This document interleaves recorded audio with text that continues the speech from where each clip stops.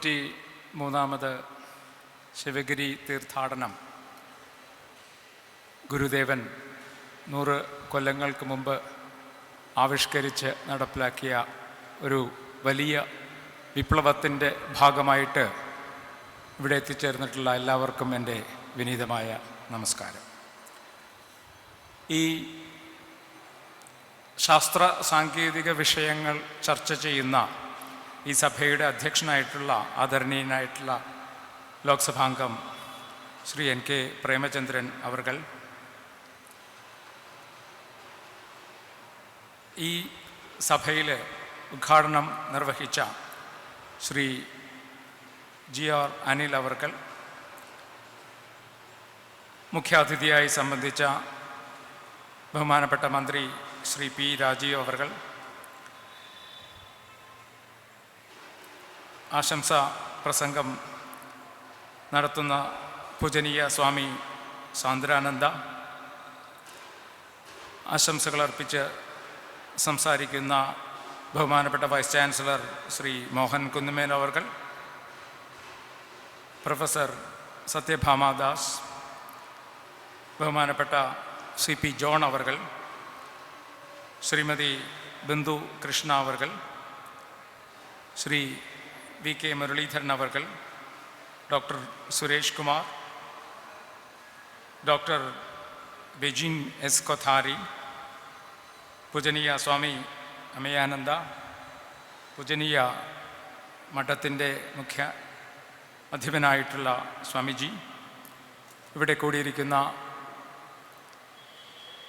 ശിവഗിരി തീർത്ഥാടകരെ എല്ലാവർക്കും നമസ്കാരം. ഞാൻ ആദ്യമായിട്ടാണ് ശിവഗിരി തീർത്ഥാടനത്തിന് വരുന്നത്. ഈ അലക്കൊഴിഞ്ഞ് കാശിക്ക് പോകാൻ സാധിക്കൂ. അലക്കൊഴിഞ്ഞ ഒരു സമയമായതുകൊണ്ട് എനിക്ക് ഈ കാശിയിൽ വരുവാനും ഇത് കാണുവാനും സാധിച്ചു. ഇവിടെ വന്നപ്പോൾ എനിക്ക് തോന്നിയത് ഇത് ഒരു മാമാങ്കമാണ്. കേരളത്തിൽ പണ്ട് നടന്നിരുന്ന ഒരു വലിയ സംഗമമാണ് മാമാങ്കം എന്നത്. അത് നവോദയ അപ്പച്ചൻ 1979 ഇറക്കിയ മാമാങ്കം എന്ന സിനിമയാണെന്ന് ആ മാമാങ്കത്തിനെ ആരും തെറ്റിദ്ധരിക്കരുത്. അത് നിങ്ങൾക്കിവിടെ കാണാം. എന്താണോ ഇവിടെ നടക്കുന്നത്, എന്തെല്ലാമാണോ ഇവിടെ ചർച്ച ചെയ്യുന്നത്, എന്തൊക്കെയാണോ ഇവിടെ ആവിഷ്കരിക്കപ്പെടുന്നത്, അതായിരുന്നു അന്നത്തെ ഒരു 1200 കൊല്ലം മുമ്പ് കേരളത്തിൽ നടന്നിരുന്ന മാമാങ്കം എന്നത്. അത് ചാവേറുകളുടെ ആക്രമണമല്ല മാമാങ്കം. ഭാവി കേരളത്തിൻ്റെ ഒരു വലിയ പ്രതീക്ഷയായിരുന്നു അന്നത്തെ മാമാങ്കങ്ങൾ. ഒരുപക്ഷെ ഉത്തരേന്ത്യയിൽ ഗംഗയുടെ തീരത്ത് കുംഭമേളകൾ നടക്കുമ്പോൾ അതിന് ഏതാണ്ട് സമാന രീതിയിൽ ഭാരതത്തിൻ്റെ തെക്കേയറ്റത്തുള്ള കേരളത്തിൽ ഒരു കുംഭമേള പോലെ നടന്നു വന്നിരുന്ന ഒരു കാര്യമാണ് മാമാങ്കം. നമ്മുടെ ശ്രീമദ് ഗുരുദേവൻ ആ ഒരു മാമാങ്കത്തിനെ ഈ കേരളത്തിൻ്റെ പുണ്യഭൂമിയിൽ ഒരു തീർത്ഥാടനമായി അവതരിപ്പിച്ചു എന്നുള്ളത് ഏറ്റവും വലിയ കാര്യമാണ്. കാരണം കേരളത്തിൻ്റെ പ്രതീക്ഷകൾ അത് നിലനിൽക്കുന്നത് ഈ തീർത്ഥാടനത്തിലൂടെയാണ്. വിവിധ വിഷയങ്ങളിൽ ഈ മാമാങ്കം, ഈ തീർത്ഥാടനം ചർച്ച ചെയ്യുമ്പോൾ അതിൽ സമുന്നതമായൊരു സ്ഥാനം ശാസ്ത്ര സാങ്കേതിക വിദ്യയ്ക്ക് കൊടുത്തു എന്നുള്ളത് പലരും ഇവിടെ പറഞ്ഞു കഴിഞ്ഞു. മോഹനൻ കുന്നുമേൽ സാറ് പറഞ്ഞു, വിദ്യ കൊണ്ട് പ്രബുദ്ധരാവുക. ഭാരതത്തിൻ്റെ തെക്കേയറ്റത്തുള്ള കേരളത്തിൻ്റെ ഏറ്റവും വലിയ അതിൻ്റെ സമ്പത്ത് എന്നുള്ളത് വിജ്ഞാനമാണ്. ആ വിജ്ഞാനം കൊണ്ട് ഇനിയും നമ്മൾ പ്രബുദ്ധരാകേണ്ടതാണ്. അതാണ് നമ്മളുടെ ഏറ്റവും വലിയ ധനം. വിദ്യാധനം സർവധനാത് പ്രധാനമെന്ന് കണ്ടെത്തിക്കൊണ്ട് ഗുരുദേവൻ പറഞ്ഞ വാക്കുകളാണ് വിദ്യ കൊണ്ട് പ്രബുദ്ധരാവുക. ആ പ്രബുദ്ധരായി അവിടെ നിൽക്കരുത്. വിദ്യ മാത്രം സമ്പാദിച്ചതുകൊണ്ട് നമ്മുടെ സമൂഹത്തിന് കാര്യമായിട്ടൊന്നും ലഭിക്കില്ല. ആ വിദ്യ ഉപയോഗിച്ച് സംഘടന ഉണ്ടാക്കുക, ശക്തരാകുക സംഘടന കൊണ്ട്. ഈ സംഘടന എന്ന ആ ഒരു പദം കൊണ്ട് ഗുരുദേവൻ, ഞാൻ വിചാരിക്കുന്നു അദ്ദേഹം ഉദ്ദേശിച്ചത് വ്യവസായം എന്ന, അതായത് വിദ്യ ഉപയോഗിച്ചുകൊണ്ട് നമ്മുടെ സമൂഹത്തിന് എന്തെങ്കിലും ഒരു നേട്ടമുണ്ടാകുന്ന രീതിയിലുള്ള ഒരു പ്രൊഡക്ടിവിറ്റി ഉണ്ടാക്കുന്ന, ഒരു ഉൽപാദനക്ഷമതയുണ്ടാക്കുന്ന ഒരു സംഘടന ഉണ്ടാക്കുക എന്നുള്ളതാണ്. അതാണ് ഒരുപക്ഷെ ആദ്യത്തെ പ്രശസ്തനായ ശിഷ്യനായിട്ടുള്ള കവിയായിരുന്ന കുമാരനാശാൻ, അദ്ദേഹത്തിന് കവിത എഴുതി സുഖമായിട്ട് ജീവിക്കാമായിരുന്നു. അദ്ദേഹം ഒരു വ്യവസായിയായി മാറി. ആ വ്യവസായത്തിൻ്റെ ഒരു ചർച്ചയ്ക്ക് ശേഷം ആലുവയിൽ നിന്ന് തെക്കോട്ട് തിരുവനന്തപുരത്തേക്ക് പോകുന്ന വേളയിലാണ് അദ്ദേഹം റെഡീമർ ബോട്ടപകടത്തിൽ മരണപ്പെട്ടു എന്ന വാർത്ത വരുന്നത്. അതുകൊണ്ട് ഗുരുദേവൻ പറഞ്ഞ കാര്യങ്ങൾ പ്രാവർത്തികമാക്കാൻ അദ്ദേഹത്തിൻ്റെ ശിഷ്യന്മാരുണ്ടായിരുന്നു എന്നുള്ളത് നമുക്ക് അടിവരയിട്ട് രേഖപ്പെടുത്താവുന്ന ഒരു കാര്യമാണ്. അങ്ങനെയുള്ള ശിഷ്യന്മാരാണ് ഇവിടെ കൂടിയിരിക്കുന്ന ഓരോരുത്തരുമെന്ന് ഞാൻ വിശ്വസിക്കുകയാണ്. ആ വ്യവസായത്തിൻ്റെ ആ ഒരു സമുന്നതമായിട്ടുള്ള മേഖലയിലേക്ക് കേരളം കടന്നാൽ മാത്രമേ കേരളത്തിന് ഒരു ഉന്നത സ്ഥാനം ഈ ഭാരതത്തിൽ കിട്ടൂ എന്ന് അദ്ദേഹത്തിന് കൃത്യമായിട്ടുള്ള ബോധ്യമുണ്ടായിരുന്നു. അതുകൊണ്ട് തന്നെയാണ് അങ്ങനെ ഒരു ആഹ്വാനം അദ്ദേഹം അന്ന് നടത്തിയതും അത് പിന്തുടർന്ന് പലരും പിന്തുടർന്ന് വന്നതും. ഭഗവത്ഗീതയിൽ ഭഗവാൻ പറയുന്നുണ്ട്, വ്യവസായാത്മിക ബുദ്ധിർ എന്നാണ് പറയുന്നത്. ഒരുപക്ഷെ ആത്മീയമായിട്ട് വ്യവസായാത്മിക ബുദ്ധിർ എന്ന വാക്കിന്, എന്ന ആ ഒരു വാചകത്തിന് ഒരു വ്യത്യസ്തമായ അർത്ഥമുണ്ടെങ്കിലും നമ്മൾക്ക് കിട്ടിയ വിദ്യ ഏകാഗ്രമായി ഉപയോഗിച്ചുകൊണ്ട്, ഒരു ലക്ഷ്യത്തിനു വേണ്ടി ഉപയോഗിച്ചുകൊണ്ട്, അങ്ങനെയുള്ള ഒരു ലക്ഷ്യം കേരളത്തിൻ്റെ, ഈ നമ്മുടെ നാടിൻ്റെ വ്യവസായികമായിട്ടുള്ള ഒരു ഉയർച്ചയാകണം നമ്മുടെ ലക്ഷ്യം, എല്ലാവരുടെയും ലക്ഷ്യം അതാകണം എന്ന് ഈ വ്യവസായികാത്മിക ബുദ്ധിർ എന്ന് ഭഗവാൻ പറയുമ്പോഴും ഗുരുദേവൻ പറയുന്നതും ഏതാണ്ട് ഒന്നു തന്നെയാണ്. ഗുരുദേവൻ്റെ ഈ ബുദ്ധിയും വിദ്യയും അതുപോലെയുള്ള സംഘടനയും തമ്മിലുള്ള യോജിപ്പിക്കുന്നത് ഭഗവത്ഗീതയിൽ വേറൊരു തരത്തിൽ ഭഗവാൻ പറഞ്ഞിട്ടുണ്ട്. യോഗ കർമ്മസു കൗശലം. കർമ്മവും കൗശലവും, കർമ്മമെന്ന് പറഞ്ഞാൽ സംഘടന, കൗശലമെന്ന് പറഞ്ഞാൽ വിദ്യ. യോഗ കർമ്മസു കൗശലം എന്നാണ് അദ്ദേഹം ഭഗവാൻ പറയുന്നത്. അതാണ് വിജയം, അതാണ് പാർത്ഥ, അതാണ് അർജുന വിജയനാക്കുന്നത് നിന്നെ. അതുകൊണ്ട് എവിടെയാണോ വിദ്യയും എവിടെയാണോ സംഘടനയും ഒത്തുചേരുന്നത് അവിടെ മാത്രമേ വിജയമുണ്ടാകൂ.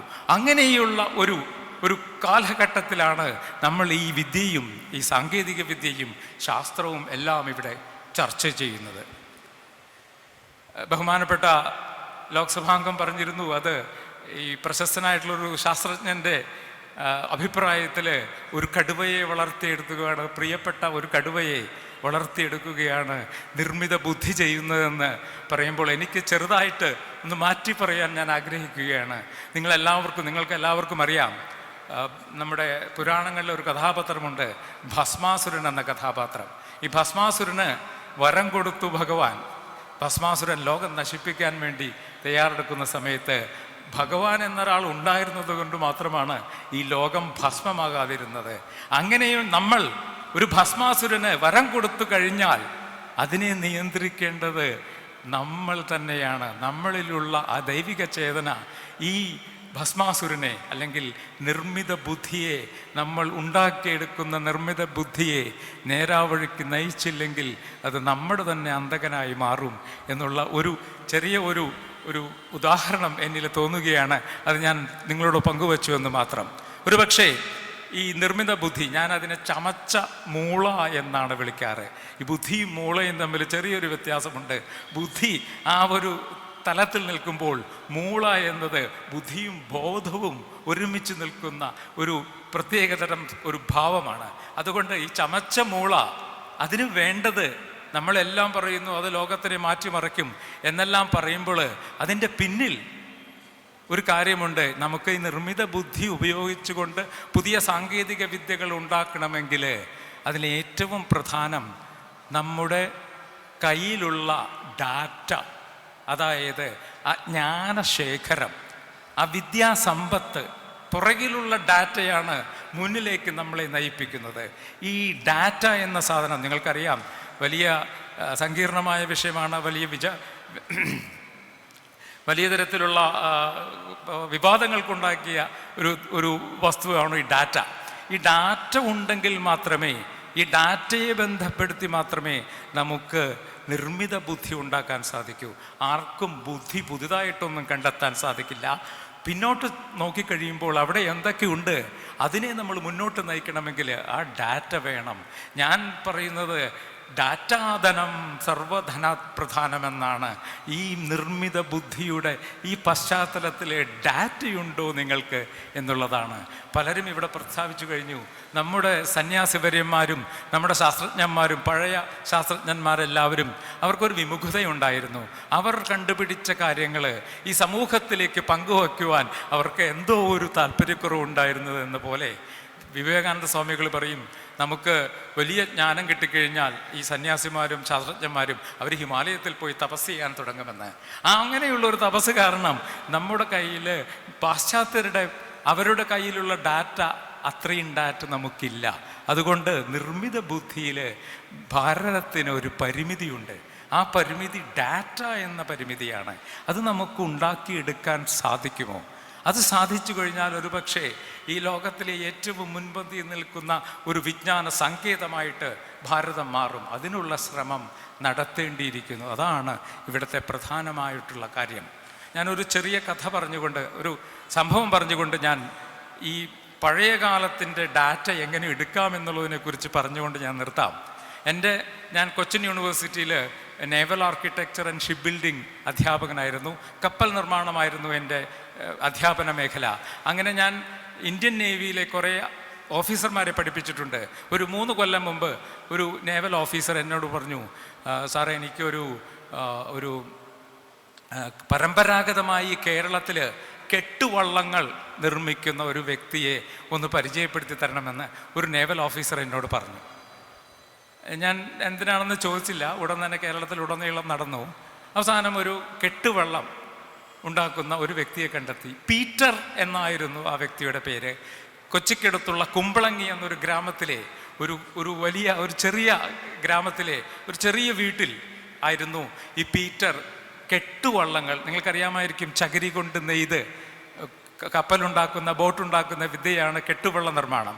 അത് കഴിഞ്ഞ 100-250 കൊല്ലമായിട്ട് നടത്തിപ്പോന്നിരുന്ന ഒരു മനുഷ്യനായിരുന്നു ഈ പീറ്ററിൻ്റെ പിതാമഹന്മാരും. വളരെയധികം ആ ബോട്ടുണ്ടാക്കുന്ന സ്ഥലം കണ്ടാൽ അറിയാം, വീടിൻ്റെ മുമ്പിലാണ് ബോട്ട് ഉണ്ടാക്കുന്ന സ്ഥലം. ആ ബോട്ടിൻ്റെ പകുതി വഴിയിലാണ് നിൽക്കുന്നത്. ആ വീടിൻ്റെ ശോചനീയമായ അവസ്ഥയായിരുന്നു. അങ്ങനെ കെട്ടുവള്ളങ്ങൾ ഉണ്ടാക്കിക്കൊണ്ട് കാര്യമായിട്ടൊന്നും സമ്പാദിക്കാത്തൊരു മനുഷ്യനായിരുന്നു ഈ പീറ്ററിൻ്റെ അച്ഛനും മുത്തച്ഛനും എല്ലാം അവർ കെട്ടുവള്ളം ഉണ്ടാക്കുന്നവരായിരുന്നു. 250 കൊല്ലമായിട്ട് ഈ കെട്ടുവള്ളം ഉണ്ടാക്കിക്കൊണ്ടിരുന്ന പീറ്റർ ഉണ്ടാക്കുന്ന കപ്പൽ നിർമ്മാണ ബോട്ട് നിർമ്മാണ വീഡിയോകളും പടങ്ങളും എടുത്ത് ഞാൻ ആ നേവൽ ഓഫീസറിന് കൊടുത്തു. ആ നേവൽ ഓഫീസർ അത് പറഞ്ഞു, എനിക്കൊരാവശ്യമുണ്ടെന്ന് പറഞ്ഞു. ഞാൻ വീണ്ടും ചോദിച്ചപ്പോൾ പറഞ്ഞു, ഡൽഹിയിൽ പരമ്പരാഗതമായിട്ടുള്ള നമ്മുടെ വിജ്ഞാന മേഖലകളെക്കുറിച്ചുള്ള ഒരു മ്യൂസിയം ഉണ്ടാക്കാൻ പോവുകയാണ്, അതിലേക്കാണെന്നാണ് പറഞ്ഞത്. പക്ഷെ 1 കൊല്ലത്തിന് അടുത്ത് ഒന്നും അതിന് മിണ്ടാട്ടമുണ്ടായിരുന്നില്ല. പിന്നീട് ഈ പീറ്റർ എന്നെ വിളിച്ചു പറഞ്ഞു, സാറേ ഡൽഹിയിൽ നിന്ന് ഒരു ഫോൺ കോൾ വന്നു, ഉടനടി ഡൽഹിയിൽ എത്തണം, എന്നെ കൂട്ടിക്കൊണ്ടുപോകാൻ വേണ്ടി പ്രൈം മിനിസ്റ്റേഴ്സ് ഓഫീസിൽ നിന്ന് 2 പേര് ഉടനെ എത്തുമെന്ന് പറഞ്ഞു. അങ്ങനെ അത് ഞാൻ കേട്ടു. അങ്ങനെ 2 ദിവസം കഴിഞ്ഞപ്പോൾ പ്രൈം മിനിസ്റ്ററുടെ ഓഫീസിൽ നിന്ന് കുറച്ച് പേര് പീറ്ററിനായിട്ട് കോട്ടും ബൂട്ടും ഹാറ്റും എല്ലാം ഒരുക്കിക്കൊണ്ടുവരികയാണ്. മലയാളം പോലും നല്ലവണ്ണം സംസാരിക്കാൻ അറിയാത്ത പീറ്ററിനോട് അവർ ഇംഗ്ലീഷിലും ഹിന്ദിയിലും പറഞ്ഞു, നിങ്ങൾ ഡൽഹിയിലേക്ക് വരണം, നിങ്ങളെ ആദരിക്കാൻ പോവുകയാണെന്ന് പറഞ്ഞു. അദ്ദേഹം വളരെയധികം വിഷമിച്ച് അദ്ദേഹം ഡൽഹിയിലെത്തി. അദ്ദേഹത്തിന് നമ്മുടെ ബഹുമാനപ്പെട്ട പ്രധാനമന്ത്രി ആദ്യത്തെ വിശ്വകർമ്മ അവാർഡ്, ഭാരതത്തിൻ്റെ ജ്ഞാന പരമ്പരയെ കഴിഞ്ഞ 250 കൊല്ലമായിട്ട് ആ സമ്പത്തിന് സൂക്ഷിച്ചു വെച്ചുകൊണ്ടിരുന്ന അദ്ദേഹത്തിന് ഇന്ത്യയിലെ വിശ്വകർമ്മ അവാർഡ്, ആദ്യത്തെ അവാർഡ് അദ്ദേഹത്തിന് കൊടുക്കുകയുണ്ടായി. അദ്ദേഹത്തിൻ്റെ ചെവിയിൽ മാന്യ പ്രധാനമന്ത്രി മന്ത്രിച്ചു, നിങ്ങൾ സൂക്ഷിച്ച് പ്രതീക്ഷിച്ചിരിക്കുക, നിങ്ങൾക്ക് ഇനിയും വലിയ വലിയ ഇൻ്റർനാഷണൽ ഓർഡറുകൾ കിട്ടുമെന്ന്. അങ്ങനെ അദ്ദേഹം മടങ്ങി വന്നു. അതിനുശേഷമാണ് മനസ്സിലായത്, ഇന്ത്യയുടെ ബ്രാൻഡ് അംബാസിഡറായിട്ട് കേരളത്തിൽ നിർമ്മിക്കപ്പെടുന്ന കെട്ടുവള്ളങ്ങൾ 2 ദിക്കിലേക്ക് പോവുകയാണ്. ഒന്ന് പഴയ സിൽക്ക് റൂട്ടായ ചൈനയിലേക്കും, മറ്റൊന്ന് പഴയ സ്പൈസ് റൂട്ടായ ഗൾഫിലേക്കും 2 കെട്ടുവള്ളങ്ങൾ, കേരളത്തിൻ്റെ തനതായ കെട്ടുവള്ളങ്ങൾ പോവുകയാണ് എന്ന് പറഞ്ഞു. ഇതേ കഴിഞ്ഞ 2 ദിവസം മുമ്പ് അത് നീറ്റിലിറക്കി, അത് യാത്ര തുടങ്ങി. കേരളത്തിൻ്റെ കെട്ടുവള്ളം ഇന്ത്യയുടെ ബ്രാൻഡ് അംബാസഡറായി നീങ്ങിക്കൊണ്ടിരിക്കുകയാണ്. അതുകൊണ്ട് ഈ ഡാറ്റ, ഈ പരമ്പരാഗതമായ വിജ്ഞാനം നിങ്ങളുടെ കൈവശമുണ്ടെങ്കിൽ അത് ഉപയോഗിക്കുവാനുള്ള ഏറ്റവും അസുലഭമായ നിമിഷമാണിത്. അതിനെ സപ്പോർട്ട് ചെയ്യാൻ, അതിനെ സ്വീകരിക്കുവാൻ ഇന്ന് ഇന്ത്യൻ നോളജ് സിസ്റ്റം എന്ന് പറഞ്ഞൊരു സിസ്റ്റം ഇവിടെ ഉണ്ടായിട്ടുണ്ട്. അതുകൊണ്ട് നമ്മളുടെ ഡാറ്റ നമ്മൾ എടുക്കുക, അത് ശുദ്ധീകരിച്ച് വയ്ക്കുക. തീർച്ചയായിട്ടും നിർമ്മിത ബുദ്ധിയുടെ പുതിയ മാനങ്ങളിലേക്ക് ഭാരതത്തിനെ കൊണ്ടുപോകാൻ നിങ്ങളുടെ കയ്യിലുള്ള ഈ ഡാറ്റയ്ക്ക് സഹായിക്കും. അങ്ങനെ ഒരു സമ്പത്ത് നിങ്ങൾ ആർജിക്കുക, അത് ഉപയോഗിക്കുക. അങ്ങനെ നമുക്ക് ഈ ഭാരതത്തിനെ വിശ്വഗുരുവായിട്ട് പ്രതിഷ്ഠിക്കാൻ സാധിക്കും. ഇത്രയും പറഞ്ഞുകൊണ്ട് ഈ തീർത്ഥാടനത്തിന് എല്ലാ ഭാവുകങ്ങളും നേരുന്നു. നന്ദി, നമസ്കാരം.